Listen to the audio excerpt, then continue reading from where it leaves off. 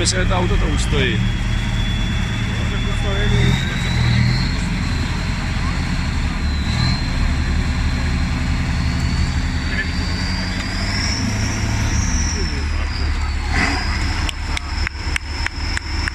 Nebává se to.